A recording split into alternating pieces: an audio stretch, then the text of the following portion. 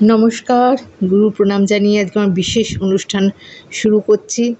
আজকে আমি যেই টপিকের ওপর কথা বলবো সেটা হলো তুলা রাশি। তুলা রাশি সেপ্টেম্বর মাস কেমন যাবে সেই নিয়ে আপনাদের সাথে বিস্তারিত আলোচনা করব। তুলা রাশির লগ্নপতি শুক্র, কালপুরুষের সপ্তম ঘর। তুলা রাশির জন্য এই সেপ্টেম্বর মাস ঠিক কী ধরনের ঘটনাবলী আপনাদের জানাবো, সেই কতটা সাফল্য কতটা ব্যর্থতা তুলা রাশির জন্য অপেক্ষা করছে। প্রত্যেক মাসের যে রাশিফল হয় সেটা কিন্তু আমাদের গ্রহদের ট্রানজিট অর্থাৎ গোচরে গ্রহরা ঠিক কোন পজিশানে রয়েছে সেটাকে কিন্তু আমরা ট্রানজিট বলি। এই দিয়ে আমাদের রাশিফল তৈরি হয়। তুলা রাশির সপ্তমপতি মঙ্গল এই পুরো মাসব্যাপী মিথুন রাশিতেই থাকবে। 4 সেপ্টেম্বর নবমপতি বুধ সিংহ রাশিতে প্রবেশ করবে। 16 সেপ্টেম্বর রবি একাদশপতি দ্বাদশে প্রবেশ করবে। 18 সেপ্টেম্বর শুক্র অর্থাৎ লগ্নপতি তুলা রাশিতেই আপনাদের লগ্নেই প্রবেশ করছে। 23 সেপ্টেম্বর বুধ কন্যা রাশিতে প্রবেশ করছে। বক্রী শনি রয়েছে তার মূল ত্রিকোণ ঘর পঞ্চমে, এবং ষষ্ঠে রয়েছে রাহু, অষ্টমে রয়েছে বৃহস্পতি এবং কেতু রয়েছে দ্বাদশে কন্যা রাশির ঘরে।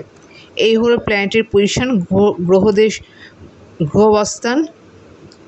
লগ্নপতি যেহেতু লগ্নে প্রবেশ করছে 18 সেপ্টেম্বরের পর থেকে বিশেষভাবে শুভ থাকছে তুলা রাশির জন্য। আনএক্সপেক্টেড কোনো গেইন এই সময় হতে পারে।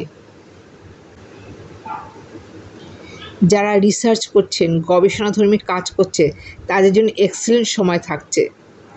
বিশেষ করে যারা কেমিস্ট্রি নিয়ে পড়াশোনা করছেন, যারা হিলিং প্রফেশনে আছেন, যারা লয়ার,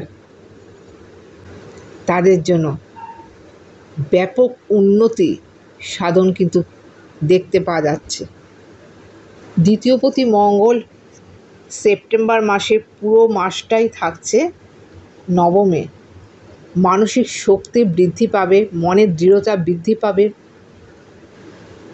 ভাগ্যের পূর্ণ সহায়তা আপনারা পাবেন এই সঞ্চারে। অর্থ সেভিংস করতে পারবেন এবং বাড়িতে পূজা অর্চনা এগুলো কিন্তু হবে এবং শুভ কাজ বাড়িতে হবে।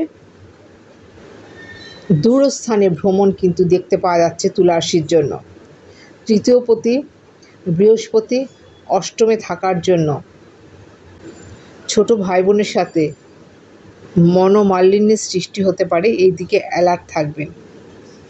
চতুর্থপতি পঞ্চমপতি শনি বক্রী অবস্থায় রয়েছে। এডুকেশন ভীষণভাবে ইনক্রিজ করবে। যারা এডুকেশন ডিপার্টমেন্টে রয়েছেন, টিচার্স, ফ্যাকাল্টিস, প্রফেসর্স, তাদের জন্য এক্সেলেন্ট সময় থাকছে। গ্ল্যামার ওয়ার্ল্ডে যারা রয়েছেন, যারা মিডিয়া লাইনে রয়েছেন, যারা শিল্পী মানসিকতায় যারা অভিনয় করেন, সাংবাদিক, ভীষণভাবে শুভ থাকছে। ষষ্ঠে রাহু থাকাতে জবের ক্ষেত্রে চেঞ্জের একটা সম্ভাবনা বা জব পরিবর্তনের একটা সম্ভাবনা দেখতে পাওয়া যাচ্ছে। কম্পিটিশন লেভেলে যারা রয়েছেন তাদের কিন্তু একটু অ্যালার্ট হওয়ার প্রয়োজন আছে। পায়ের পাতায় কোনো সমস্যা এবং লিভারের কোনো সমস্যা, কষ্ট পেতে পারেন। সপ্তমপতি মঙ্গল যেহেতু নবমে রয়েছে, বিবাহিত জীবনে সামঞ্জস্যতা বজায় থাকবে। মাঝে মাঝে তর্ক বিতর্ক হতে পারে, এই দিকে একটু অ্যালার্ট থাকবে।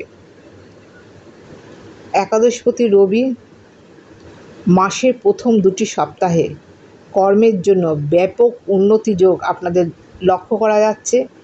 নিজেদের মধ্যে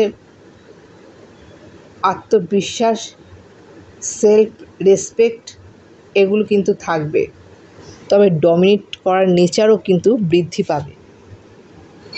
দ্বাদশপতি বুধ 4 সেপ্টেম্বর যেহেতু একাদশে আসছে, বিদেশ যাওয়ার জন্য সুবর্ণ সুযোগ থাকছে, এই সুযোগ কাজে লাগান। ভীষণ ভালো সুযোগ থাকছে। যারা কর্মক্ষেত্রে যেতে চাইছেন বিদেশে, যারা স্টুডেন্টস পড়াশোনার জন্য যেতে চাইছেন, রিসার্চ করার জন্য যেতে চাইছেন, এক্সেলেন্ট সময় থাকছে। প্রেমজ সম্পর্কে জড়িত আছেন, তারা বুঝে পথ চলবেন। জবের ক্ষেত্রে অসাধারণ সাফল্য পাবেন তুলা রাশির জাতক জাতিকারা। বিশেষ করে 18 সেপ্টেম্বরের পর থেকে ভীষণ ভালো সময় আসছে তুলা রাশির জাতক জাতিকাদের। যারা বিজনেস করছেন, শেয়ার মার্কেট, স্টক মার্কেটে টাকা ইনভেস্ট করছেন, তাদের জন্য যথেষ্ট পজিটিভ থাকতে চলেছে এই সঞ্চার। সন্তানের ক্ষেত্রে শুভ থাকছে। সন্তান আনবেন এই মানসিকতার মধ্যে যারা রয়েছেন তাদের জন্য ভীষণভাবে পজিটিভ থাকছে। এই সঞ্চারে আপনারা হলুদ এবং সাদা এই দুটোর মিক্সড রঙকে বিশেষভাবে প্রাত্যহিক জীবনে ব্যবহার করলে শুভ ফল পাবেন। আজকের মতো তাহলে এখানে শেষ করছি। নমস্কার।